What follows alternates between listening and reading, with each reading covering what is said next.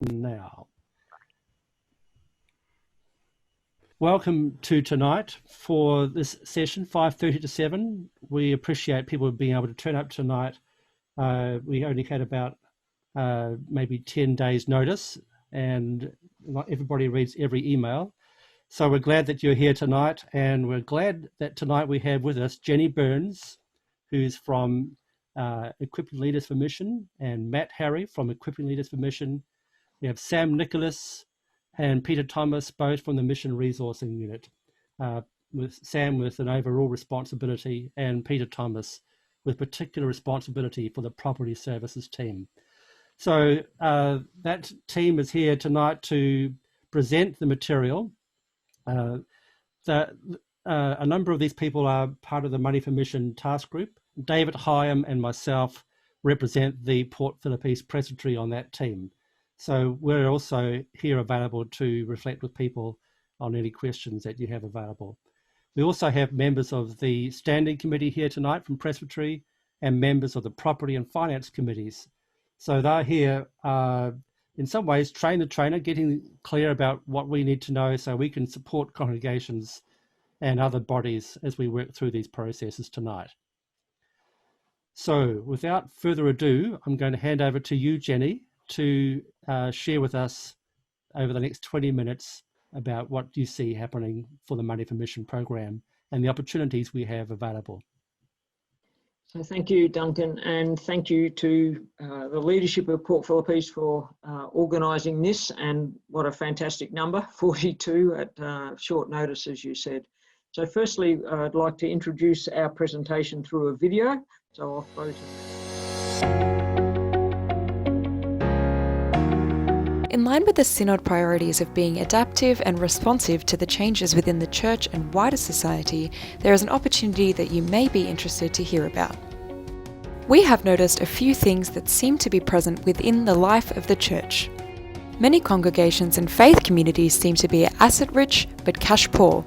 An abundance of resources that could be utilised for further mission is retained within buildings that may not be fit for purpose. Sometimes these properties require a lot of maintenance, and often this falls to a few dedicated people who feel as though it is beginning to become a burden. So the Synod is creating a new fund. This fund will allow responsible bodies the opportunity to sell property that is surplus to their missional requirements, and to invest those proceeds into the Money for Mission fund that will be managed by You Ethical. The responsible body will receive units in the Money for Mission fund to the value of the property that has been sold. These units will support a half-yearly income to an investing congregation of at least as high as the net rental income. As well as the income that will be received, as with other You Ethical funds, there is an expectation that the units will appreciate in value over time, growing the capital base, which can be redeemed after a period of investment in the Money for Mission fund. All of this can be achieved without any ongoing concerns about maintaining the property, freeing people up for the mission of the local church. Best of all, there are no restrictions about how the income paid to the responsible body is utilised. Some of the proceeds that this fund generates will also be shared with the wider church's missional initiatives. Further details of this wonderful opportunity are available through your presbytery or through Equipping Leadership for Mission at Synod.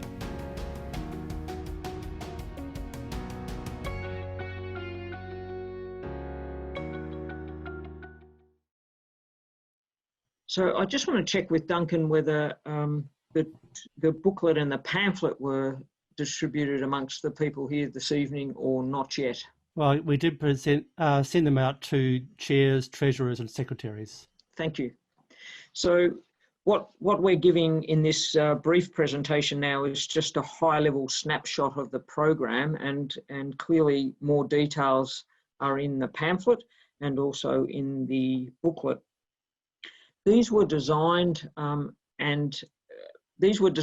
pre-COVID, and were designed to be printed in hard copy and sent to or available to people such as yourselves and local congregations and so forth. And our intention still is to print them, but at the moment, because of the COVID situation and churches not gathering, we've distributed them electronically, but we're conscious that the design of them don't make for easy reading on our screens, but to say that these documents will be printed in shortly. But we do hope that some of you had a chance to read at them and at least glance through them so you get a bit of a sense of what the program's about. So most of us are aware that it's a time for change in how we resource our mission locally and across the wider church. So most of us in this conversation faithfully looked after and possibly built and cared for property that was once at the hub of our local missional endeavours. But we're recognising now in this 21st century that congregations in the wider church are needing to free themselves from property that is surplus to your key goals around mission, and to establish a more flexible source of resourcing our mission aspirations. So tonight we're talking about property that is no longer fit for purpose.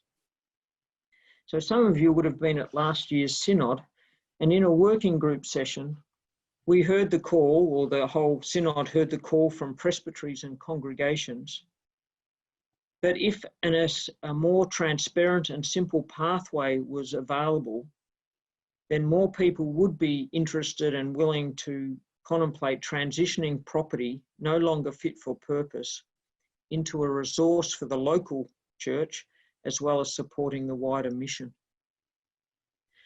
So this Money for Mission program is one response, a key response to that request that was heard from the congregations and presbyteries, in order that we as a whole church can embrace a positive future. This is our moment, this generation is our opportunity to place our church into a more sustainable and vibrant position, and to leave a legacy of financial capacity for the next generations. The program invites the whole church, every sphere, congregation, presbytery, synod sphere, to assess whether we are being good and effective stewards of the finite resources we have, and to challenge ourselves to ensure that mission is sustainable into the decades to come. I'll ask Sam to continue. Thank you, Jenny, and good evening all. Thank you for having us. The Money for Mission program and fund, its intention is to obviously sell property surplus to missional needs and create a financial fund under U Ethical to build a capital reserve and preserve that capital reserve over a long period of time, where hopefully we're in a position where it can generate income to service the responsible bodies and also share with the wider church. One of the aspects that we're seeing and hearing across the life of the church is that properties now are becoming a burden in terms of physical maintenance, and also some of the regulatory requirements as we move forward in terms of compliance and making sure that we comply with all the appropriate building regulations, etc. And part of the process that we're hearing is also if funds are invested with you ethical, is making sure that it's transparent in terms of how those funds are invested and how the units are allocated across the responsible body and the wider church, and how the income is distributed to the responsible body and the wider church. And you'll see through the booklet, if you've had the opportunity, is that how we're actually applying those funds to the wider church in terms of prioritization. So what we're aiming to do is have a transparent and understandable methodology as to how they occur. How does the program work? In partnership or discernment processes with your presbytery, if you decide to sell and invest within the Money for Mission fund, it's opt-in, and it'll be nuanced and case by case. What we're seeing across the board is there's an opportunity in there to deliver a more better income stream in relation to the net income received from some of those properties already being managed by those responsible bodies. It allows for the responsible body to receive a regular simpler income stream, unencumbered, so they can use that income as they see fit. And the intention is to grow the fund and capital appreciation within that fund, and hopefully over a long period of time that we could, for a bit of a word, live off the income. And it's shared, and it's clear around the sharing arrangements between the responsible body and the wider church. I'll pass it to now Peter, and he can give a bit more detail around the actual returns themselves. Thank you, Peter. Thanks, Sam. It's always the key question is how do you make more money than you're making at the moment? Webinar thing for our church. There are two sorts of property that you have to deal with. Can someone put themselves on mute? I'll fix that. Thanks, Duncan. There are two sorts of property typically we have in our portfolio, and the idea is that we, when they're surplus to mission, we sell those and we ask New Ethical to invest the proceeds and turn, if you like, a property asset into a financial asset and live off the income it creates. If you look at residential property, an ex-Manston is being rented at the moment. The way that works is currently you get rent in on the property and you pay expenses out of it. The net return that you get will be underwritten by an investment in the fund. And in addition to that, in the terms of a yield or a percentage return that you get on that, there will be a top-up added to the yield that you get currently of 0.5% or 0.75%, depending where the particular property and congregation are located. There is a cap on the total return at 2.25% and 2.5%, as shown there. That's simply to make sure that the fund never gets itself to a position of paying out more than it is likely to earn. We base that cap largely upon the performance of U Ethical's investment over the last 15 to 20 years in the products that it will be investing in. The second sort of property that gets sold is a property that may not be producing income at the moment. It might be simply something you have sitting there. In the regional sense, it could be a paddock with grass on it. In the metropolitan sense, it's more likely a hall or something like that that is simply past its day and not being used and is becoming a burden upon the congregation from a maintenance or a cost point of view. The way that works is if you sell a property typically at the moment, you can sell and realise the cash and share that cash with the wider church up front and invest the balance in what's called an interest-only mission fund. What we do is calculate a slight premium to what you would get on the interest-only mission fund by investing in the money for mission fund. And the two benefits that come from that is, one, you get a little bit more money, but two, like the other returns, you get complete flexibility over how you spend that income. Typically, interest-only mission funds, you can only spend it on missional projects and activities, whereas income here you could spend to pay for maintenance, pay rates and taxes, pay ministers, pay painting costs or whatever it might be. So there's complete flexibility around what you can use income for. Matt will give a couple of examples now. Thanks, Peter. G'day, everybody. So one of the things that's already been mentioned as a priority is transparency. So this is being clear about where it is that the money actually goes from the fund. And it's a shared approach.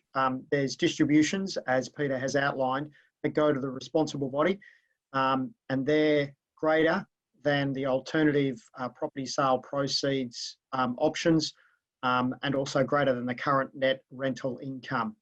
And when we say net rental income, we mean after all expenses. And as Peter has already mentioned, there's a flexible use of how that money is spent by the responsible body. And then, of course, there's distributions to the wider church, mission resourcing, that includes presbytery, assembly, congress, and then wider church missional grants. So an example is this is a congregation, St. Thomas's, that has amalgamated a number of years ago. They amalgamated and had a couple of church buildings, rationalised those, but kept the building that is next door to the church there. Effectively, because they had a couple of manses, but then they only had one minister in placement, The ministers in placement were choosing to live in the other manse rather than the one that was beside the church. So that building there has been effectively, for the last 20 years, just utilised as a residential investment property. It hasn't been used for mission in any way. It's been rented to the market. So essentially, it has provided income that is then used by the congregation. So the opportunity and the possibility is for that residential property to be sold and the money put into the Money for Mission Fund, because it's no longer being utilised as an asset for mission. Thanks, Matt. So in summary, we can't say this enough, it's opt-in. This is something that we're inviting your church council, your property committee, your resources committee, your colleagues to think about, is this a good way to be more effective with the stewardship of the resources that we have? And we're inviting you to go on this journey with us. I can say that we've received a warm welcome to thinking this through, but of course people have many questions, and that's part of this evening's conversation. So the pamphlet and booklet with details are available, and so the invitation is to discuss with your church council and your presbytery how to discern an effective way forward. There is extra support coming from the property services, Peter, who's part of tonight, and also if there are missional questions beyond what you might have in conversation with Duncan and your leadership team, then Elm, myself and Matt are also available for that conversation. So what we'd like is that, and I recognise that not all of you will have read the frequently asked questions, but there is a rich resource of responses to many questions at the back of the booklet, and there may be some there that you want more clarification for, but in the chat room there may be further questions that even tonight's presentation has triggered for you. And as part of that conversation, can you imagine ways in which your congregation may make use of this opt-in opportunity? And I guess a third question, and we're not talking about the chat rooms going all night, but just whether there's some feedback that you would like to give the team about how to progress this in the life of your presbytery, we'd be welcome to receive that. So if I throw to Duncan, who will just clarify the process from here, and then we'll reconvene at some time that Duncan indicates. Thanks everyone for that attention.